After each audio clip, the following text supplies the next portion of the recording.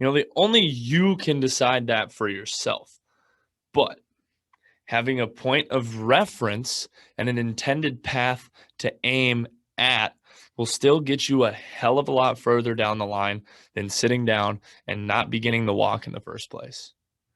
Any amount of forward progress is positive as long as you're continually moving forward.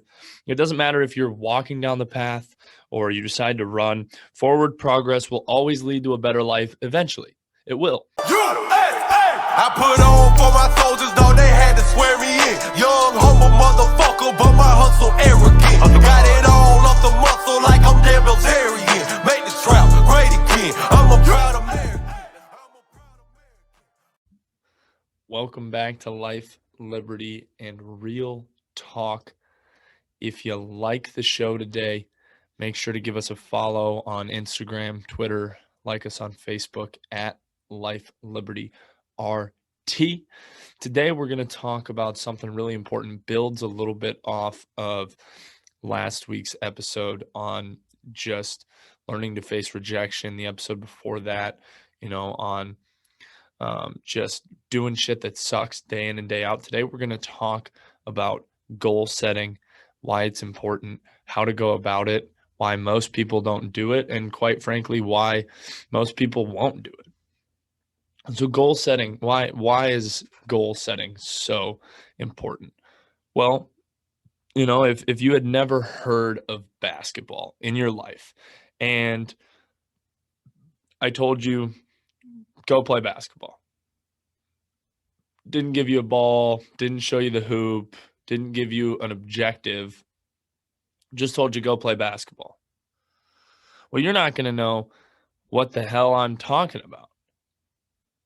But if I give you a goal, an objective, and I say, here's a basketball, there's a hoop, you put this orange thing through the other orange thing with the white thing dangling under it, then you're going to know what to do. And then you're going to try it, fail, get better, and eventually you'll probably make a basket. Eventually you'll make two, and so on and so forth. Life works the exact same way.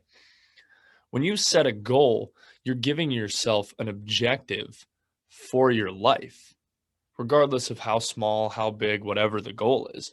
You're giving yourself an objective to hit.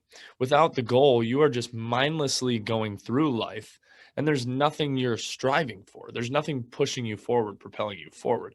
That's why goals, no matter how small, how large, are so important, because it gives you something to progress towards, gives you an objective to complete.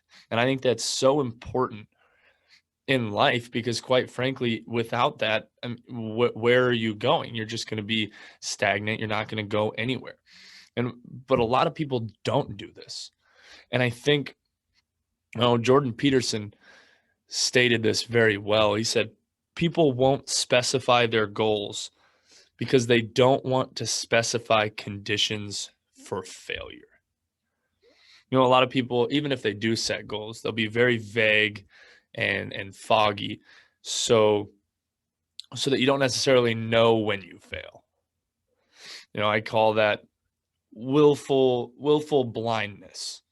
You could have known that you failed in trying to reach this goal, but you chose not to because you're running away from that feeling of failure. And I don't think that's very healthy. I think failure is very healthy. It should be a building block for getting better at whatever you were doing and then moving forward. Nobody is good at anything their first try. You have to work at it. You have to get better. Goals are the same way. Yeah, if you set a really, really, really high goal, you might not hit it. You might fail. But if you set a really small goal, you're creating a ceiling for yourself, and that's equally as unproductive. If what I truly want is to make $100,000, if that's what I truly want, then I shouldn't set a goal that says I want to make $50,000. I should set a goal that says I want to make $500,000. because then you might even get above that 100,000 range that you'd actually be, really happy with. And that's your ultimate, like where you think you want to be. But if you set the goal higher than that and you actually do what needs to be done to reach that higher goal, you probably very well eventually will get above your initial goal of that 100,000. That's just one example. You know, okay. So goals, we set them. Oh, what happens then? Okay. Setting goals, it's important. We went through that. But then after you actually have a goal structure set up, what's next? How do you act on that? So you have a goal structure set up and you think, okay, if I could have this life, it looks like it might be worth living. That's ideally, that's where your goals come from. Okay, I want this life. This life would be really worth it, all that stuff. The goal is to have a vision for your life such that all things considered, it justifies the effort put forth to achieve it. If it doesn't justify the effort put forth to achieve it, then it's a shitty goal. If your goal is to, I don't know, if you're thinking to yourself, oh, I want a six pack abs, but really it's not important to you. You're just like, yeah, that'd be kind of cool. I'm happy with myself, but whatever. Well, then the effort that you're going to put forth for that is completely not going to be worth it to you because it's not important. The goal should be something that's really important, that will make you better, make you feel better, make you happier. Because if the effort put forth is justifiable for the end result and the outcome, then A, the reward of hitting it is going to be amazing, but B, you're actually going to put forth the effort to do it. So, how do we, if you've never really sat down and set life goals, I mean, me personally, I every year write 1 year, 5 year, 10-year goals. And every single day I do 5 tasks that, I write down 5 tasks that are going to propel me forward in the day to meet my goals, get me better, get me moving forward every day. But my advice to somebody who maybe has never tried this, never set goals ever in their life, is set a schedule. Make it so that by the end of every single day, you are better off and closer to your goals than you were at the beginning of the day. And it doesn't mean, you double your income in a day, or you lose 100 pounds in a day, or, fill in the blank. But what it does mean is that you're doing something, anything, could be the smallest thing, to progress you forward for that day. And if you're not, and you have a bunch of days in a row where you're not, I mean, that's a terrible strategy. That's a terrible strategy. Plan a life that you'd like to have, and then do something every single day to try and hit that. I mean, it sounds simple, and it's very simple. It's not easy, but it's very simple. In order to reach your goals, you got to sit down and you got to negotiate with yourself. You are going to be your own worst enemy, and you're going to be what holds you back from achieving what you want to achieve at the end of the day. It's not going to be anybody else's fault. If you don't do what you know you have to do to reach the goals that you make for yourself in your life, that's your fault.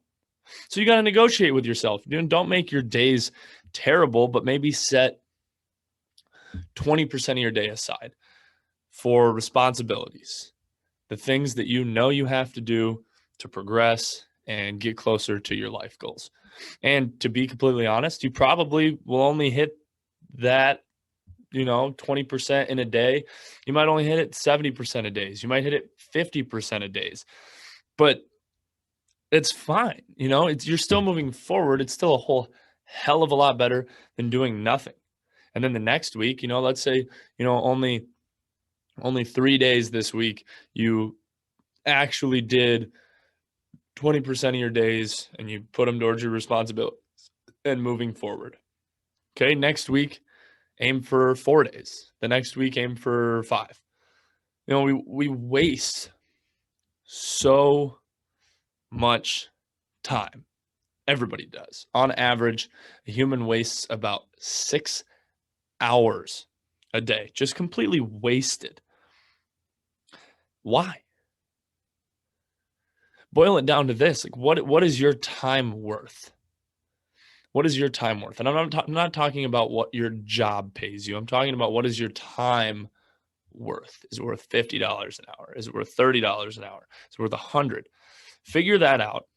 And everything you do on a day, ask yourself, would I have paid somebody that amount of money, $30, $50, $100, to have that hour that I just wasted? Would I pay somebody the amount that I believe my time is worth, $30, $50, $100, $20, $10,000, whatever it may be? Would you pay somebody that much to get that hour back that you wasted, to have that hour that you wasted? Probably not. So why waste it? People don't, at the end of the day, don't want to get out of their comfort zone, and they don't want to do shit that sucks. It's human nature. You want to put yourself in very comfortable positions. You don't want to get uncomfortable. But in order to progress, in order to move forward, in order to achieve the goals that you set for your life, you're going to have discomfort.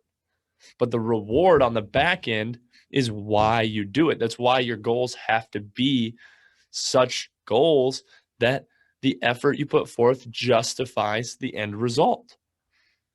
If you take somebody and willingly expose them to things they don't want to do, but know that they're necessary to meet their goals. If you teach people to stand up in the face of things that they're afraid of or they don't want to do, and you help somebody do that, they will get stronger. And they'll get better every single day. If for 10 years, you didn't avoid what you knew you needed to do by your own definitions, whatever it is, you know what you have to do to achieve your goals. You do. Inside, you do. We don't do it. We don't actually do the work. If for 10 years you didn't avoid doing what you knew needed to be done by your own definition, by the value structure you created, 10 years, you just got your shit together, you did everything you needed to do, where would your life be? What would your life be like? It would be phenomenal. You would hit almost every goal you put your mind to if you just buckled down and you did what needed to be done. So why waste so much time on things that don't propel you forward? Even putting a little, the smallest amount more effort into things you know you need to do will have an exponentially good effect on the progress of your life. A lot of people don't set goals, maybe just don't really care, just go live life however they want because they think that, maybe their life doesn't matter, that they're just a small dot on a canvas with 7 billion other dots. But in my opinion, that's not true. And what you do on a daily basis also what you don't do can have a huge effect on you and other people. With social media nowadays, I saw a statistic that said the average person will likely know around 1,000 people over their lifetime. Not just you meet about 80, 100,000 people in your lifetime, but you'll actually know about 1,000 people in your lifetime. Chances are those people will also know about 1,000 people in their lifetime. So what you do or don't do on a daily basis can have an impact on that web of people, on your network, on those 1,000 people and their 1,000 people and their 1,000 people, and so on and so forth. If you're buckling down every single day and you're doing shit you got to do to reach your goals, and your immediate web sees that and it propels them to do better, then their immediate web sees that and it propels them to do better. It's a cascading effect. What you do and or don't do affects the people around you. And also, the majority of the weight comes on your shoulders. but people notice, and there's two sides of the coin. When you act that way, like your life doesn't matter or whatever, or when you act like, your life has all the meaning in the world, there's a terror of, what you're doing actually matters. And, you might say, well, that's better than living a meaningless existence. And I personally agree. But if you really asked yourself, would you be so sure if you had the choice? There's two sides of the coin. Either one, I could live with no responsibility whatsoever, nothing matters, and the price I pay for that is a meaningless life, nothing matters. Or you can reverse it and everything you do matters, but you have to take the responsibility associated with that. And sadly, it's not so obvious to me that people would take the meaningful path. Then that's the problem. So many people are just content with living a meaningless life, just stepping back, having zero responsibilities, just getting by, floating around, have no aspirations, and they're fine staying stagnant. That's not me. I would much rather bear the responsibilities associated with everything having meaning in my life than live a meaningless existence. And nihilists, people who believe that life has no meaning, they suffer greatly because there's no meaning in their life. And yeah, but the advantage is you have no responsibility. I mean, that's the payoff. That's the motivation of living the life of a nihilist. You can, throw your hands up and say, oh, I can't help being a nihilist. All my belief systems have just completely collapsed. Maybe. Or more likely, maybe, you've allowed them to collapse because it's a hell of a lot easier than acting them out. That's probably the reality of it. Life is meaningless, okay? You can always bitch and moan about a meaningless existence, and people will feel sorry for you and go down the pathways of the martyr, where